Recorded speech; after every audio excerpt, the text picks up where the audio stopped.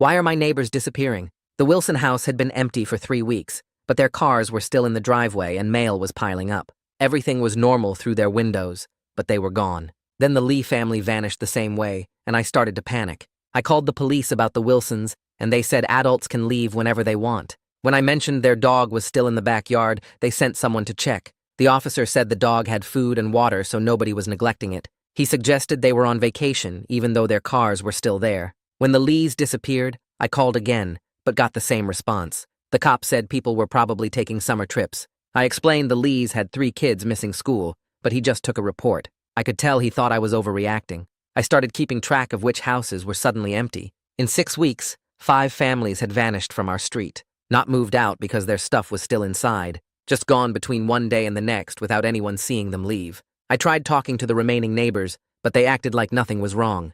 Mrs. Cooper said the Wilsons had mentioned staying with family, but I'd talked to Wilson the day before he vanished, and he'd said nothing about any trip. He'd been planning to resurface his driveway. I bribed the mailman for info, and he said 5 families had put indefinite mail holds all within the same month. They'd used the same forwarding address that turned out to be a P.O. box 3 towns over. When he'd questioned it, his supervisor told him not to worry about it. I drove to that P.O. box and watched it for a full day. Nobody came. The postal worker said it was rented 6 months ago, but she'd never seen anyone use it. The name on the rental was just initials that didn't match any neighbors. Every family that disappeared had been to the same community meeting at the library 2 months before vanishing. I'd skipped it, but my wife Elise remembered the Wilsons mentioning it. The library had no record of any meeting even though I'd seen cars in the parking lot. The Wilsons' trash hadn't been picked up, so I went through it. There were receipts for camping equipment and bulk food, hundreds of dollars on supplies for living somewhere remote.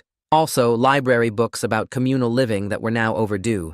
Mr. Torres started acting different after the others disappeared. He kept inviting us to dinner with strange urgency. He wanted to discuss our future in the neighborhood and mentioned how much happier the Wilsons seemed before they left. When I asked where they went, he just smiled. Elise found out 3 missing families had paid off their mortgages in full weeks before disappearing. Her friend at the bank said they'd all come in the same day with cashier's checks. Legal, but unprecedented. Cars started driving slowly past our house at odd hours. One had an out-of-state plate, and when I tried to follow it, went straight to the highway and left town. More neighbors mentioned major life changes. Mrs. Cooper talked about reevaluating what mattered. Mr. Torres gave away his expensive watch, saying material things were meaningless. Normal suburban people suddenly talking differently. I set up a camera to watch the street, but it showed nothing unusual for weeks. The empty houses sat there like missing teeth, and every day I wondered if we'd be next. Elise found a handwritten letter tucked in our door about finding true community and leaving behind false obligations. It said our neighbors had found something worth pursuing. There was a phone number, but when I called it, just rang. The remaining neighbors stopped making eye contact. They'd have hushed conversations that ended when we approached. I saw Mrs. Cooper burning photo albums in her backyard. When I asked what she was doing, she said she was letting go of the past. Then Mr. Torres disappeared with 2 other families on the same night. I was watching but must have fallen asleep, because one moment their lights were on, and the next the houses were dark and empty. Cars still there and doors locked. We were one of 3 families left on the entire street. Elise stopped sleeping well and kept checking locks. I kept a baseball bat by the bed, though I didn't know what I was protecting us from. I tried calling the FBI, but they said no crime had been committed. Adults are free to leave. Dozens vanishing from one neighborhood wasn't illegal, just unusual. They suggested testing the water, but results showed nothing wrong. 2 more families left then, just us and the Millers. They stopped answering their door and kept curtains drawn. Then one morning their house was empty too, and we were alone. The silence was the worst part. No kids playing or lawn mowers or cars starting. Just quiet except for the Wilsons' dog still barking at nothing. Elise wanted to leave, but I needed to know what happened. Then one night, Elise woke me because she heard something outside. The entire street was full of people walking toward our house. I recognized all of them immediately. The Wilsons and Lees and Torres family and dozens of others who'd vanished over the months, all in white robes walking in perfect synchronization. They stopped in front of our house and stood completely still, just staring at our windows in complete silence. I grabbed my phone and started recording through the window, while Elise snatched it back to call 911. My hands were shaking, but I forced them steady and zoomed in on faces I knew. There was Wilson standing in the front row with that blank stare, Mrs. Cooper, 3 people to his left. The Lee family clustered together like they'd practiced their positions, Torres near the back, all of them just standing there in white robes, not moving or blinking. I counted 42 people total spread across our lawn and the street. The streetlight caught their faces perfectly, and I made sure to get clear shots of everyone I recognized. Elise was talking to the 911 operator, and I could hear the skepticism in the woman's voice even from across the room. The operator kept asking Elise to repeat herself, like she couldn't believe what she was hearing. Dozens of people in robes standing motionless on our street. The operator promised to send a patrol car, but her tone suggested she thought we were pranking her, or maybe drunk. Elise stayed on the line like the operator instructed, and we both watched the figures through the window. 18 minutes passed according to the call timer. Not one person moved during that entire time. They didn't shift their weight or adjust their robes or look at each other, just stared at our windows with those empty expressions. I kept recording the whole time, and my phone storage warning popped up twice. I deleted old photos to make room because this footage was the only proof we'd have. The Wilsons' dog was barking nonstop from their backyard, and the sound made everything feel more wrong. Red and blue lights finally appeared at the end of the street, and the moment the patrol car turned onto our block, every single robed figure turned and walked away. Not ran, not scattered in panic. They turned in perfect unison like synchronized swimmers and walked calmly in different directions. Some went between houses, others walked down the street. A few cut across yards. The officers got out of their car and called out, but nobody stopped or responded. The figures just melted into the darkness between the empty houses, and within 2 minutes, the street was completely empty again. The officers came to our door and took a brief report. I showed them the video I'd just recorded, but they seemed more annoyed than concerned. One officer explained that standing on a public street isn't illegal, even if it's creepy and weird. The other officer wrote down vague notes about a disturbance and said they'd increase patrols. They left after maybe 10 minutes and we were alone again. I immediately plugged my phone into my laptop and transferred the video files before anything could happen to them. Elise sat next to me while I played back the footage frame by frame. That's when we saw it. When the police car appeared, every person turned at exactly the same moment. Not a second of difference between them. I went back and watched it again in slow motion. 42 people all pivoting on the same foot at the same instant, like they'd rehearsed it 100 times. Then they walked away with identical stride lengths and arm swings. This wasn't random people playing a prank on us. This was coordinated and planned and practiced. I made 3 backup copies of the video and saved them to different drives. Elise suggested uploading to cloud storage too, so I created a new account using a fake name and uploaded everything there. Neither of us could even think about sleeping after that. I pulled up every contact method I had for the vanished neighbors and started systematically trying each one. I called Wilson's cell, and it went straight to voicemail. His wife's phone did the same. I tried their home number and got a disconnected message. I sent emails to every address I had and watched them bounce back as undeliverable. I checked Facebook and their accounts were gone. Instagram deleted. LinkedIn profiles removed. The Lees were the same. Torres, too. Mrs. Cooper's account still existed, but she hadn't posted anything in 2 months and didn't respond to messages. I tried the other vanished families and got the same results across the board. Every phone number dead, every email bouncing, every social media account either deleted or abandoned. Someone had systematically erased their online presence, or they'd done it themselves before disappearing. The sun started coming up around 6, and I went to get the newspaper from the porch. That's when I saw the flyer tucked into our front door. White paper with a hand-drawn symbol that looked like a circle with lines radiating outward. The text was handwritten in neat block letters about finding true community beyond material attachments. It talked about shedding false obligations and discovering authentic connection. The same kind of vague, spiritual language from the first letter we'd received. I brought it inside and photographed it on our kitchen table with a ruler next to it for scale.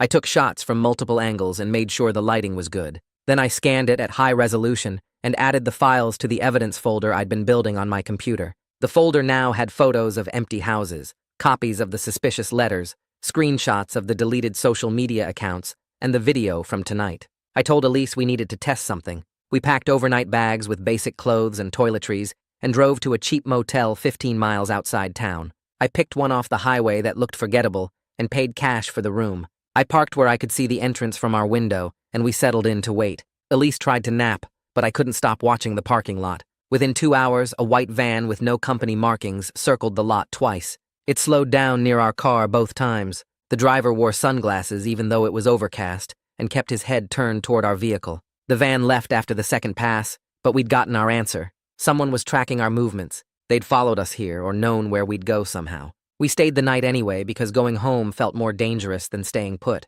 The next morning we drove back and I went straight to the police station. The desk sergeant was an older guy who actually seemed to listen instead of dismissing me immediately. I filed a formal harassment complaint and requested extra patrols on our street. I referenced the case number from last night's disturbance call and added all the new information about the surveillance and the flyers. The sergeant gave me a new case number to use for future reports and said he'd make sure the patrol schedule included our area. He was more sympathetic than the officers from last night had been. He admitted the situation was unusual and concerning, even if no specific laws were being broken. Having an official paper trail felt important, even if nothing immediate would change. I spent the entire afternoon at my computer creating a master timeline document. I started with the first disappearance and mapped every single event in chronological order. The Wilsons vanishing on June 3rd, the Lees gone by June 10th, the mail holds all filed during the same week in May, the mortgage payoffs happening on the same day in early June, the library meeting in April that had no official record, the camping equipment purchases, the strange conversations with Torres and Mrs. Cooper, the slow cars driving past, the letters appearing on our door, the coordinated robed gathering last night. Seeing it all laid out on one timeline made the pattern impossible to deny or dismiss. This wasn't random coincidence. Someone had been planning this for months and executing it in careful stages. I printed 10 copies on our home printer and prepared them to present to anyone who would actually listen and take us seriously. Elise remembered Detective Adkins had handled a theft case on our street last year when someone's garage got broken into. She found his card in our junk drawer and called to request a meeting. He agreed to see us that afternoon at the station. We brought the timeline, the videos, the photos, and all our documentation. Adkins was in his 40s with gray at his temples and a careful way of listening that made me think he actually heard what we were saying. He reviewed everything we'd brought and asked detailed questions about dates and times. He warned us that adults leaving voluntarily isn't a crime no matter how weird the circumstances. He couldn't investigate people for choosing to disappear, but he agreed the pattern was concerning and said he'd keep our case number active. He'd review what we'd documented and see if any of it crossed into criminal territory. It wasn't much, but it was more than we'd gotten from anyone else so far. That evening, I pulled up my email and started a new message to Kara Parker at the local paper. I'd read her articles about neighborhood issues and school board meetings, so I knew she cared about community problems. I attached every file I had, including the timeline, the photos of the robed gathering, the videos showing the empty houses, and copies of all the police reports. I explained everything in the email body, starting from the first disappearance and ending with last night's meeting with Detective Adkins. I hit send at 7:30 and didn't expect to hear back for days. My phone buzzed 40 minutes later with her response saying, "This sounded really concerning," and asking if we could meet tomorrow to talk more. Having someone with actual authority take us seriously felt like the first real progress we'd made in months. Elise read the email over my shoulder and squeezed my hand without saying anything. The next morning, Elise called Madeline from the bank while I was making coffee. Madeline was the one who'd first told Elise about the weird mortgage payoffs back when 3 families paid off their houses on the same day. Elise put the call on speaker, and Madeline's voice sounded nervous when she answered. She agreed to meet for coffee that afternoon and admitted she'd been worried about the pattern she noticed, but hadn't known who to tell. Her bank's compliance department had flagged the clustered cashier's checks as odd, but her manager told her not to make a big deal about it. She said she'd bring copies of what she could share without breaking privacy rules. We met Kara at a coffee shop near the paper's office. She was younger than I expected, maybe early 30s, with a notebook already open when we sat down. She asked detailed questions about dates and took notes on everything. When I showed her the video of the robed figures, she watched it 3 times without saying anything. Then she mentioned we should talk to Gita Wong, who helped people leave cults and high-pressure groups. Kara said Gita had consulted on a story she'd written last year about a different organization. She gave us Gita's office number and said she'd let Gita know we might call. I called Gita that afternoon and she had an opening the next day. Her office was in a regular building downtown with other therapists and counselors.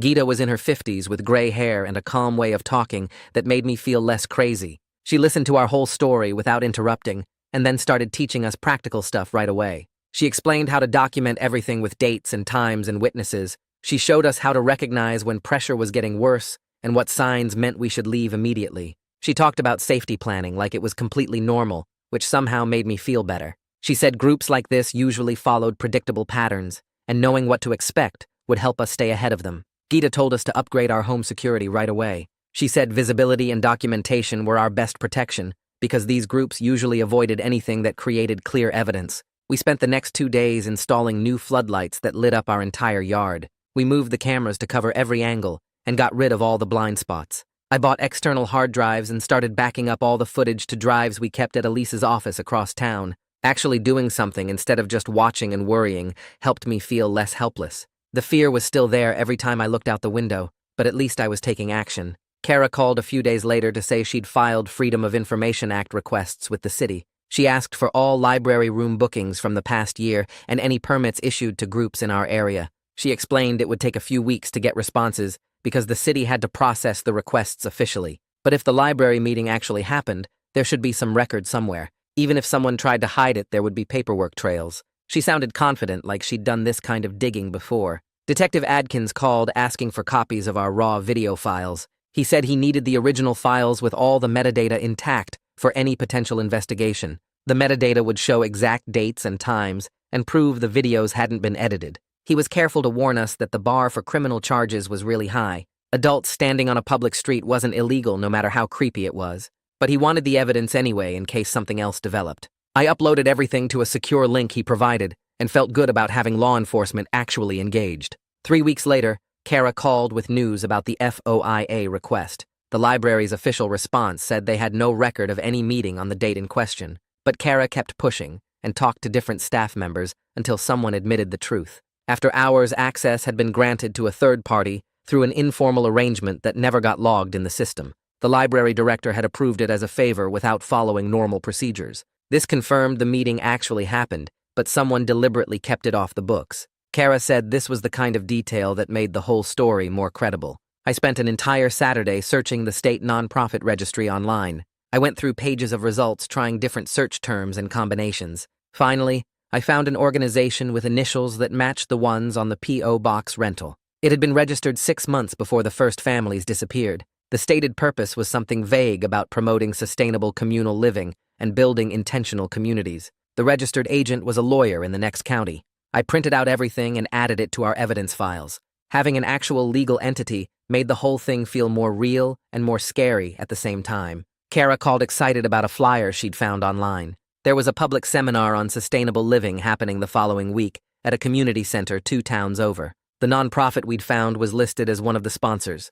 We decided to go and just observe from the back to see if we could learn more. When I told Gita about the plan, she warned us to stay in public areas the entire time. She said to leave immediately if anyone made us uncomfortable or tried to separate us. She made us promise to the park where we could see our car and to have our phones ready to call for help. The seminar was on a Tuesday evening in a community center meeting room. We got there early and sat in the back row near the door. About 40 people showed up, and I recognized at least 6 of them as vanished neighbors. Mrs. Cooper was there looking healthier than I'd seen her in years. The presentation was all about simple living and reducing stress through community connection. It sounded nice on the surface, but there was something off about how everyone nodded at the exact same moments. During the break, Mrs. Cooper spotted us and walked over with a smile that was too bright. She said it was nice to see us, but suggested we weren't ready for this information yet. She said we should leave and come back when we'd had more time to think. 2 other people moved to stand near the exit, blocking our way out. I stood up and said we were leaving right now. The 2 people stepped aside after a long pause but watched us all the way to our car. We drove home in silence, checking the mirrors constantly, but nobody followed us this time. That night, I sent Gita all the footage from the seminar, including the clear shots of Mrs. Cooper and the 2 people blocking the exit. She texted back immediately asking us to come to her office first thing in the morning. We met Gita at 9, and she pulled up a presentation on her laptop, showing us patterns she'd seen in dozens of similar cases. The silent vigils always came first, to show unity and inevitability. Then came the soft pressure through former friends and neighbors, acting like everything was fine. After that, the group escalated to direct confrontation when targets didn't respond to gentler methods. She said we should expect offers to rescue us from our stress and confusion, invitations framed as concern for our well-being. The pressure would keep building until we either joined or left the area completely. Gita helped us write out specific responses to different scenarios, so we wouldn't have to think in the moment when someone approached us. She also gave us a safety plan including check-in times with her and protocols for if either of us felt in immediate danger. 2 days later, Detective Adkins called while I was reviewing our security footage for the 100th time. He'd spent his personal time researching stalking statutes and thought we might have a case if we could identify specific individuals making repeated unwanted contact. The law required proving a pattern of behavior directed at specific victims by identifiable people. He needed names and faces from our footage so he could run background checks and establish who was actually part of the organized group versus random attendees. I spent the entire afternoon going through every video file we had and creating a document with screenshots and timestamps. I identified 11 people who appeared multiple times in different contexts, including the night vigil, the seminar, and driving past our house. I sent everything to Detective Adkins with detailed notes about when and where each person had appeared. The next morning, Animal Control showed up at the Wilson house to finally remove their dog after the hold period expired. I watched from my window as Larry Rutledge, the officer, spent extra time with the dog, checking him over carefully and taking photos of the backyard conditions. I went outside and asked Larry what would happen to the dog now. He said normally the dog would go to the shelter, but he seemed genuinely worried about the whole situation with the vanished families. I offered to foster the dog temporarily, and Larry looked relieved. He said it was better than the shelter and gave the Wilsons time to claim him if they ever came back. We did the paperwork right there on the sidewalk, and I brought the dog into our house. He was a medium-sized mutt with brown fur and anxious eyes. Elise started calling him Scout, and he followed us everywhere like he was afraid we'd disappear too. That same afternoon, I was working from home when I noticed the white van again. It drove past our house slowly, then circled the block and came back. I grabbed my phone and managed to get a clear photo of the license plate as it passed the third time. The image was sharp enough to read every character. I texted it to Detective Adkins immediately, and he responded that he'd submit a DMV request, but warned these things took time to process through official channels. A few days later, my phone rang from a number I didn't recognize. When I answered, Madeline was on the line, speaking quietly and quickly. She said she was calling from a burner phone because she was nervous about her regular line. Internal compliance at the bank had flagged the clustered cashier's checks as suspicious months ago, but management told her to drop it and not pursue the issue further. She'd been worried about her job security but wanted to help us anyway. I told her we'd never reveal her as a source and thanked her for taking the risk. She said she'd keep watching for any similar patterns and hung up without saying goodbye. The harassment shifted to a new tactic the following week. We came home from grocery shopping to find a wicker basket on our porch filled with fresh baked bread and jars of homemade jam. There was a handwritten note about finding peace through simplicity and letting go of material stress. I photographed everything carefully, including the note and the basket itself,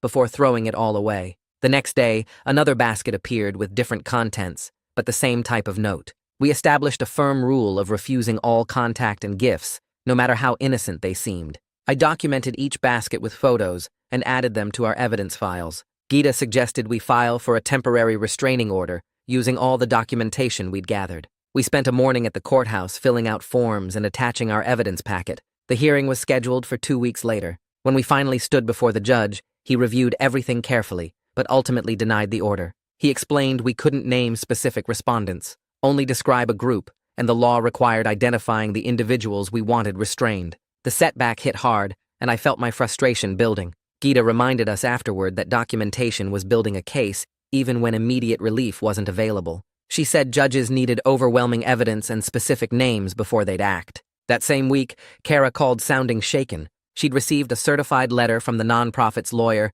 threatening a defamation lawsuit if she published anything about them. The letter was formal and aggressive, listing various legal consequences. Kara met with her editor, who agreed to let her continue if she could verify every single fact through multiple sources. She couldn't rely on anonymous tips or single-source confirmations anymore. Kara spent the next week re-interviewing everyone who'd talked to her and tracking down additional sources. She reframed her entire article as consumer protection reporting about high-pressure recruitment tactics, without naming the specific nonprofit. She focused on documented patterns like the coordinated mortgage payoffs and the off-book library meetings. Every fact had to be verified through public records or multiple independent witnesses. The article was getting stronger, even though it was taking longer. Elise and I decided to take a day trip to the county records office to see what property information we could find. We spent hours searching through deed records and tax documents. Finally, we discovered the nonprofit had purchased 3 separate rural parcels over the past 8 months. The total was 40 acres spread across 2 adjacent properties.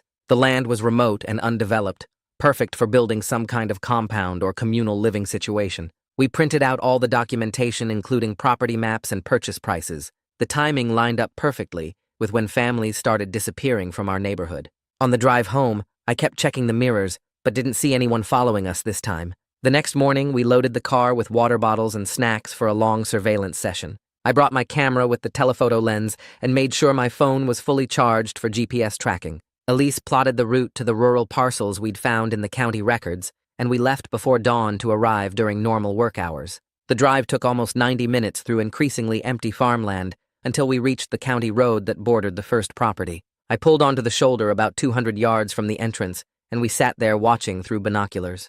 3 white vans were parked near a partially constructed building, and maybe a dozen people in regular work clothes moved around carrying lumber and tools. I got out and walked along the public road, taking photos with my camera's timestamp function enabled. The GPS metadata would prove exactly where and when these pictures were taken. I zoomed in on license plates and captured clear shots of the construction progress. Nobody seemed to notice us or care that we were there. After an hour, we drove to the second parcel, which showed similar activity with more vans and what looked like foundation work for additional structures. I documented everything the same way, and we headed home feeling like we'd finally gathered solid evidence of where the group was building their compound. About 20 minutes into the drive home, I noticed a dark sedan 3 cars back that seemed to match our speed exactly. When I changed lanes, it changed lanes. When I took an exit to test whether it would follow, the sedan stayed with us. My hands got sweaty on the steering wheel, and I told Elise to write down the license plate. She pulled out her phone, but the car stayed far enough back that she couldn't read the numbers clearly.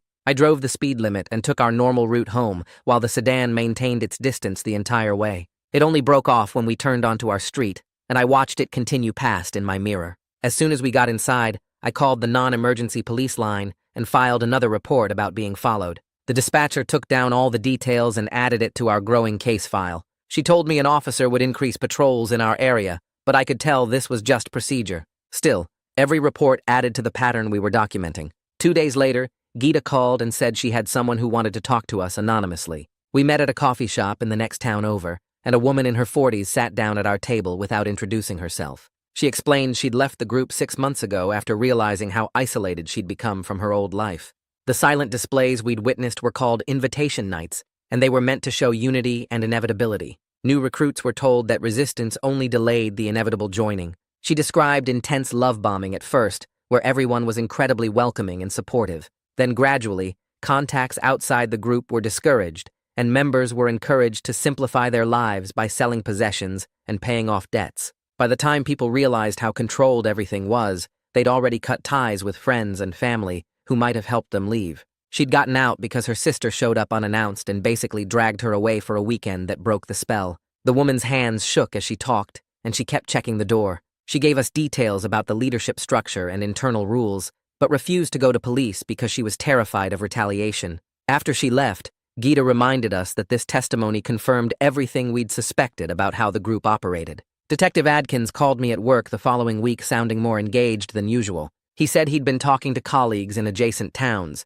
and they'd heard similar complaints about families suddenly leaving and suspicious group activity. He was starting to coordinate informally with other departments to see if there was a bigger pattern. The problem was that cross-jurisdictional cases moved slowly, and each department had limited resources. He told me to keep documenting everything, because if they could prove coordinated harassment across multiple jurisdictions, it might trigger state-level attention. I felt relieved that he was finally taking this seriously and building a case beyond just our neighborhood. He warned me not to expect quick results, but assured me they were working on it. That same week, Elise came home looking stressed and told me her boss had called her in for a meeting about her work performance. She'd been missing deadlines and seemed distracted during meetings. Rather than hide what was happening, she decided to disclose everything to HR to protect her job. She brought copies of our documentation and explained the harassment and surveillance we'd been dealing with. Her HR representative was surprisingly supportive and offered flexible work hours, so she could work from home on days when the stress was too much.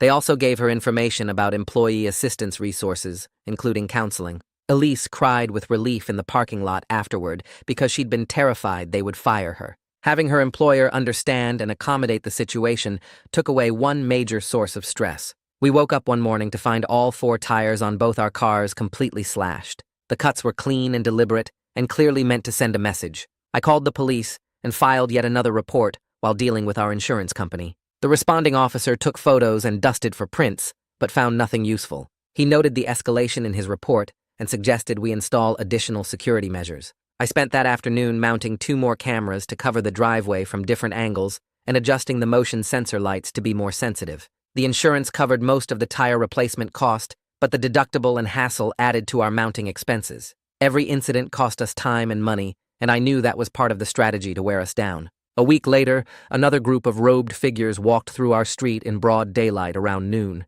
This time I was ready with the camera and filmed their faces clearly without darkness obscuring any features. I recognized the Wilsons and Torres family and Mrs. Cooper, along with at least a dozen others. The footage was crystal clear with perfect lighting, and I sent it to Detective Adkins immediately. He called back within an hour to confirm he could identify several individuals from the video. This was the breakthrough we needed because now he had faces and names to attach to the harassment pattern. He said he would start running background checks and building individual case files on the people we could identify. Kara expanded her Freedom of Information Act requests to adjacent counties looking for similar patterns. She discovered that sheriff logs in 2 neighboring counties coded similar incidents as community transition events. The language was deliberately vague and minimized what was actually happening. Reading those official records was chilling because it suggested some level of institutional awareness, or at least a tendency to downplay these situations. Kara was building a case that this wasn't isolated to our town and that authorities across the region had been seeing signs of this group's activity for months.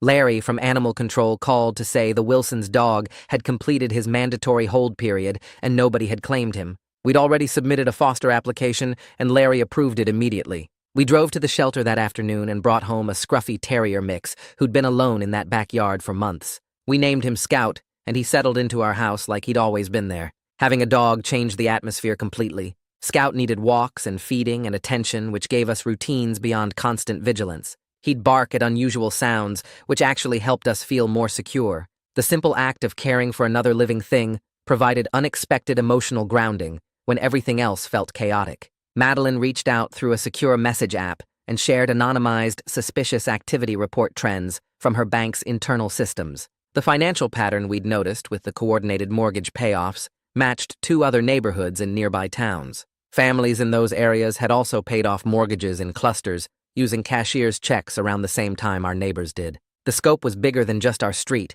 and this information was exactly what Detective Adkins needed to make the case for a broader investigation. Madeline was risking her job by sharing this, but she felt it was important enough to take that chance. I forwarded everything to Detective Adkins, who confirmed this was the kind of evidence that could push the case to state investigators. The city council meeting was on a Tuesday night, and we arrived early to sign up for public comment. I'd printed copies of our timeline and brought the flash drive with video footage just in case anyone wanted to see proof. The council chambers were mostly empty, except for a few regular attendees and city staff taking notes. When public comment started, I went first and kept my statement under 3 minutes like the rules required. I explained the pattern of disappearances and showed them photos of the empty street and the coordinated mortgage payoffs. I mentioned the surveillance and harassment we'd been dealing with and asked what the city could do to protect residents from this kind of pressure. The council members looked uncomfortable and kept glancing at each other while I talked. Then something unexpected happened. A woman I'd never seen before stood up next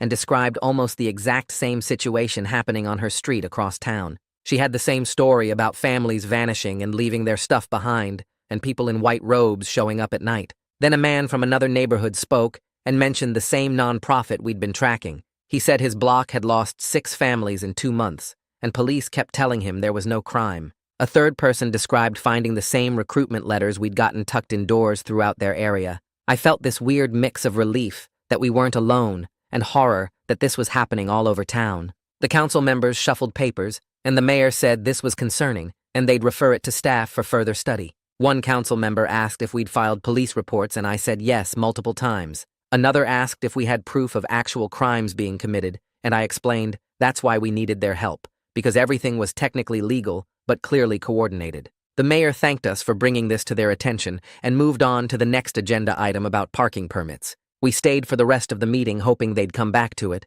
but they never did. Afterwards, the 3 other residents found us in the parking lot, and we exchanged phone numbers. They'd all been dealing with this alone, thinking their neighborhood was the only one. We agreed to stay in touch and share information. 2 days later, I got a text from a number I didn't recognize with a link to a website. The site had our full names, home address, both our phone numbers, and where Elise worked. It listed our car makes and license plates and included a photo of our house taken from the street. The page was titled with our names and called us enemies of community progress. There were already comments underneath calling us troublemakers and suggesting we needed to be taught a lesson. My hands shook as I showed Elise, and she immediately went pale. We spent the next hour going through every social media account we had and setting everything to private or deleting it entirely. I reported the doxing site to the hosting company, but they said it didn't violate their terms of service. We filed another police report, and Detective Adkins said he'd document it, but there wasn't much they could do unless someone made a direct threat. I started screenshotting everything, including the comments that kept appearing.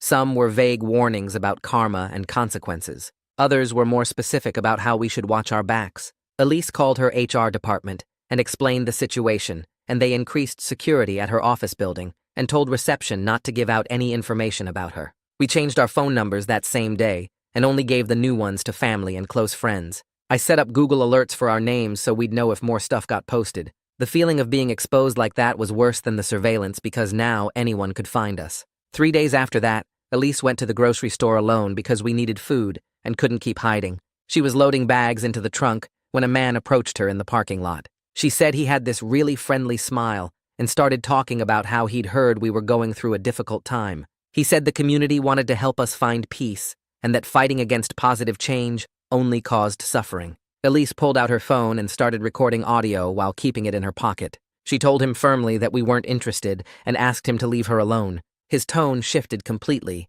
and he said resistance was making things harder than they needed to be. He mentioned that other families had found happiness once they stopped fighting, and that we could too if we opened our hearts. Elise said she needed to leave and got in her car and locked the doors. The man stood there watching her until she drove away. When she got home, she was shaking and replayed the audio for me. His voice went from warm and caring to cold and threatening within seconds. We sent the recording to Detective Adkins immediately, along with the description of the man and his car. This was exactly the kind of evidence we needed, showing direct intimidation. Detective Adkins called the next morning and said the audio recording combined with the identified faces from our video footage might be enough for a restraining order. We met with him at the courthouse and filled out the paperwork requesting protection from targeted picketing at our specific address. The judge reviewed everything, including the timeline of events and the doxing and the parking lot encounter. She granted a narrow, temporary restraining order against the specific individuals we could identify from the footage. It didn't cover the whole group, but it named about 15 people and prohibited them from coming within 500 feet of our house. The order also specified that any violation would result in immediate arrest, and we could call police for priority response. It wasn't perfect, but having any legal protection felt like progress. We got copies of the order, and I kept one in my car and one by the front door. The nonprofit's lawyer responded fast. Within a week, we got served with a formal complaint alleging that we were harassing their members and interfering with their religious freedom. The complaint said our surveillance and documentation violated their civil rights and that we were spreading false information about their organization. It demanded we stop filming them and remove all footage from our devices and cease making defamatory statements. Detective Adkins called and said he'd been contacted by their lawyer too and suggested a mediated meeting to try to resolve things. We met at the police station with Detective Adkins acting as mediator. Their lawyer was professional but firm and said his clients just wanted to practice their beliefs in peace. I pointed out that showing up at our house at 2 in the morning wasn't peaceful. The lawyer said that was protected expression and we were the ones creating conflict by treating community outreach as harassment. Detective Adkins kept things calm, and eventually both sides agreed to maintain distance. They'd stop coming to our street, and we'd stop filming them, unless they violated the restraining order. Neither side was happy, but at least there was a formal agreement on record. Gita scheduled a safety workshop at the library, focused on recognizing and responding to high-pressure group recruitment. About 20 people showed up, including the 3 residents we'd met at the city council meeting. Gita walked through warning signs like love bombing and isolation tactics and financial pressure. She explained how to document interactions and when to involve police. During the break, we talked to the other attendees and realized at least 8 people in the room were dealing with similar situations in different parts of town. Some had family members who'd joined groups like this. Others had neighbors who'd disappeared. We exchanged contact information and created a group chat to share updates and support each other. Just knowing we weren't alone made everything feel more manageable. One woman mentioned her sister had joined a communal living group 3 months ago and cut off all contact with family. Another man said his entire book club had vanished after attending a weekend retreat. The patterns were consistent across all the stories. Kara's article finally came out on a Sunday morning. The headline focused on recruitment tactics and financial pressure without naming specific individuals or the nonprofit directly. She'd spent weeks verifying every fact through multiple sources, and her editor had lawyers review it before publication. The article described the pattern of families disappearing and the coordinated financial transactions and the pressure tactics used on people who resisted. It mentioned the city council meeting and quoted anonymous sources about similar experiences. The paper set up a tip line for people to report their own experiences, and within hours, they had dozens of calls. Other media outlets picked up the story and by Monday morning the local TV news was covering it. Reporters started calling us, but we declined all interviews on Detective Adkins' advice. The exposure felt validating, but also scary, because now we were even more visible. The newspaper's tip line got a significant call on Tuesday. Someone sent in a photo of a library sign in sheet from 2 months earlier, showing the names of all the vanished families from our street. The list included the Wilsons and Lees and Torres family, and Mrs. Cooper and everyone else who'd disappeared. The photo showed they'd all signed in for a community meeting on the same night. The tipster didn't leave a name, but included a note saying some members were having doubts about the direction things were going. Kara called us immediately and said this was proof the meeting actually happened and connected all the missing families. She forwarded everything to Detective Adkins, who said this was exactly the kind of evidence that could move the investigation forward. Someone inside the group was cracking and willing to leak information. Detective Adkins brought the library staff in for interviews the next day. One employee admitted that she'd allowed off the books room access in exchange for donations to the library fund. She said a man had approached her months ago offering to make regular contributions if they could use a meeting room occasionally without going through official booking procedures. She thought it was harmless, and the library needed the money. The employee provided bank records showing deposits that matched the dates of the disappearances. The city attorney opened an internal review of library policies, and the employee was placed on administrative leave. Detective Adkins said this established that the nonprofit had been deliberately hiding their activities and using financial incentives to avoid oversight. The case was building, but slowly. The motion alarms woke us at 2 a.m. on Thursday. The lights and sirens activated automatically when someone triggered the sensor near our back fence. I grabbed my phone and pulled up the camera feed while Elise called 911. The footage showed a figure in dark clothes trying to climb into our backyard, but they ran when the alarms went off. Police arrived within 4 minutes because of the restraining order and searched the area with flashlights. They found footprints in the dirt near the fence and took photos, but whoever it was had disappeared into the neighborhood. The officer said the restraining order meant they could arrest anyone identified from our footage if we caught them on camera. We stayed up the rest of the night reviewing all the camera angles, but the person had kept their face covered.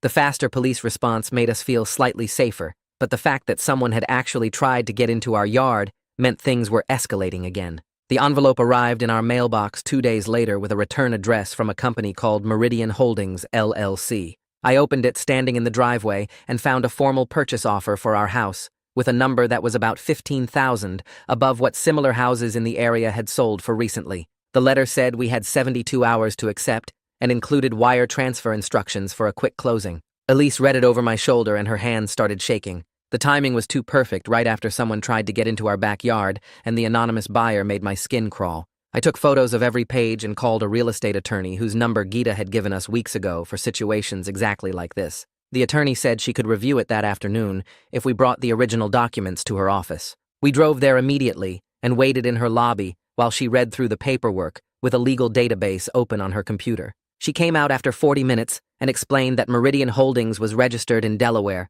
which made it harder to trace, but she'd found a connection through their registered agent. The shell company had the same lawyer as the nonprofit that owned the rural property where our neighbors had probably gone. She said this was clearly coordinated pressure designed to push us out quickly, and she advised us to reject the offer completely. We should document this as another example of harassment and keep it with all our other evidence. I felt sick driving home because the offer meant they knew exactly how much financial pressure we were under, and they were using it against us. That night, Elise and I had the worst fight we'd had in years. She wanted to just take the money and leave and start over somewhere else where we wouldn't spend every night wondering if someone was going to break in.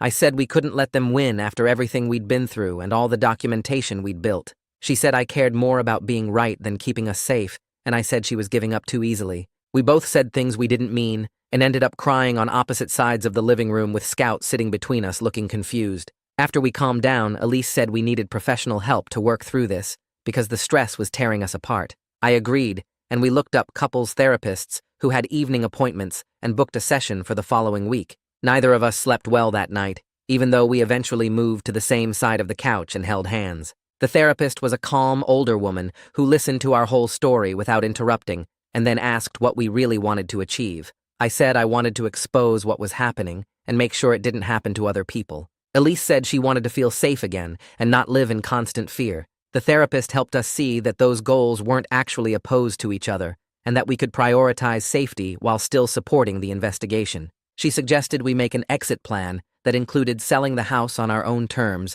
and moving somewhere the group didn't know about while we continued to help Detective Adkins and Kara from a distance. Over the next 2 sessions, she helped us map out specific steps and timelines and taught us how to communicate better when we were both scared and exhausted. Having a plan that honored both our needs made everything feel slightly less impossible. We listed the house with a realtor who agreed to keep the listing low profile and screen potential buyers carefully. The first showing went fine, but the second couple got a phone call during their walkthrough and left looking uncomfortable. Our realtor said they'd received a call from someone claiming to be a concerned neighbor who wanted to discuss the community values and make sure new residents would fit in. The couple decided to look elsewhere. This happened 3 more times with different buyers, and our realtor started getting frustrated. We decided to lower the price by $10,000 just to move things faster, even though it meant taking a loss. Elise cried when we signed the price reduction paperwork, but we both knew we just needed to get out. Kara called one morning sounding excited and said the state attorney general's office had opened a consumer protection inquiry based on her reporting and the pattern of pressure tactics we documented. This was the first time a state-level agency had paid attention to what was happening, and it meant real investigators with subpoena power would be looking into the nonprofit's practices. She said the AG's office had contacted her for background information, and she'd referred them to Detective Adkins and to us. I felt a surge of hope for the first time in weeks, because this was finally bigger than just our local police department. 2 weeks later, Detective Adkins called to say the AG's office had issued subpoenas to multiple banks requesting records of the coordinated mortgage transactions that Madeline had first noticed. He said Madeline had gotten whistleblower protections through the bank's legal counsel so she could cooperate officially without risking her job. She'd been carrying the stress of knowing something was wrong, but not being able to report it, and now she could finally help without consequences. Detective Adkins sounded more energized than I'd heard him in months, and said this investigation had teeth that his department alone couldn't provide. He asked us to come to the station to coordinate with the AG investigators, and we spent 3 hours going through our video footage and documentation. 2 investigators from the AG's office reviewed everything we'd collected and asked detailed questions about dates and times and specific incidents. We signed sworn statements about the harassment and surveillance, and they explained our documentation would become part of the official case file. One investigator said our careful record-keeping had created a timeline that would be hard for the nonprofit to dispute. Walking out of the station that day, I felt like our obsessive documenting had finally paid off in a way that mattered. We closed on a rental house across town 3 weeks later and moved with Scout on a rainy Tuesday morning. The rental was smaller than our old house, but it was in a normal neighborhood where people walked dogs and kids rode bikes, and nobody wore robes or stood in silent groups. We didn't tell many people our new address and set up routines that kept us low profile. The physical distance helped immediately, even though I still found myself checking the cameras on my phone and looking over my shoulder in parking lots. Elise started sleeping better within the first week, and Scout seemed to relax too,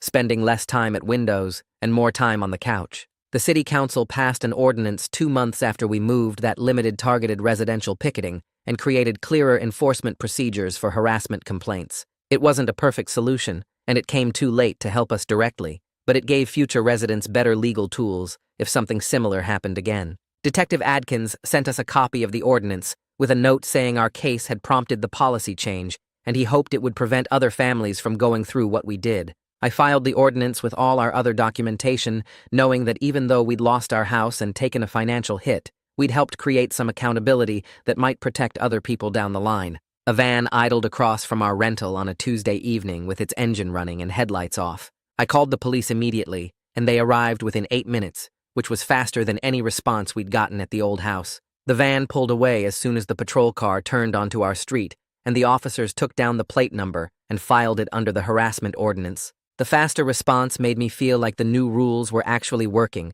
and not just words on paper. 2 days later, Gita called saying Mrs. Cooper had reached out asking for help to leave the group. She was the first vanished neighbor to crack, and Gita scheduled private sessions to help her exit safely. Mrs. Cooper provided details about the internal structure during counseling, explaining how they used rotation schedules for the silent vigils and assigned specific people to monitor anyone who seemed doubtful. She described constant pressure to cut ties with outside family and donate more money for the rural property development. Gita shared some of this information with us and with Detective Adkins, being careful to protect Mrs. Cooper's privacy while giving investigators what they needed. The Attorney General announced a civil settlement 3 weeks after Mrs. Cooper started exit counseling. The nonprofit agreed to stop targeted picketing at private homes, disclose who sponsored their recruitment meetings, and implement transparency measures for financial donations. It wasn't criminal charges and nobody was going to jail, but it established legal boundaries and gave future victims better tools to fight back. Detective Adkins called to tell us about the settlement before the public announcement, and he sounded satisfied, even though he'd wanted stronger consequences. Kara published a follow-up article the day after the AG's announcement, focusing on the settlement terms and the new city ordinance. She credited anonymous sources and community advocates without naming us directly, which was exactly what we'd asked for. Reading the article felt strange because it was our story, but told from a distance, and I was relieved to see it documented publicly while keeping our names out of it. Elise printed a copy and filed it with all our other documentation, saying it felt like proof that everything we'd been through had actually happened and mattered. We sold our old house 6 weeks after the settlement to a young couple who seemed completely unaware of the neighborhood's history. They didn't ask many questions during the walkthrough, and their inspector found nothing wrong with the structure or systems. We took a 15% loss compared to what we'd paid, which hurt our savings significantly. Walking away from closing with a check felt like cutting the last physical tie to that nightmare street, and I didn't look back at the house when we drove away. Sleep started returning gradually over the next few weeks, as we established normal routines in the rental. We stopped obsessively checking news about the old neighborhood and limited our monitoring to weekly searches instead of hourly ones. Scout helped by demanding regular walks and normal pet care that kept us grounded in present moments instead of past trauma. Elise started sleeping through the night without waking up to check locks, and I stopped keeping the baseball bat next to the bed. We weren't back to how we'd been before any of this started, but we'd found a sustainable baseline that felt manageable. Detective Adkins closed our case file as resolved with conditions 2 months after the settlement. He sent us a copy of his final report, noting the civil settlement and policy changes, and he included a personal note saying our case had helped him develop new protocols for similar situations. He mentioned gaining internal support for taking these types of complaints more seriously instead of dismissing them as neighborhood disputes. His willingness to learn from our case and change department procedures felt like something good coming from all the chaos. We drove past the old street one afternoon when we had errands in that part of town. Some houses had new occupants, and we could see fresh paint on the Wilson place and kids' toys in the Lee family's yard. Normal neighborhood life seemed to be returning with people who had no idea what had happened there months before. We didn't stop or slow down, just noted the changes and kept driving toward our side of town and our new life. Seeing other families living there without fear made me feel like the street itself might recover, even if we never could. We started volunteering with Gita's nonprofit outreach program 3 months after moving to the rental. The program trained people to recognize high-pressure group tactics and helped others exit safely when they were ready. We attended evening training sessions twice a week, learning how to provide support without judgment and how to document patterns for potential legal action. Scout slept at our feet during the sessions, and having him there made the work feel less heavy. Our life was smaller than it had been before, with fewer friends and more caution about who we trusted. We still checked our surroundings in parking lots and verified who was at the door before opening it, but we'd found a kind of safety that felt sustainable and a purpose that turned our experience into something that might help other people avoid what we'd been through. And that's basically how it all went down. Pretty crazy that this stuff actually happens in regular neighborhoods. If you made it through this whole story, might as well subscribe for more. Catch you later.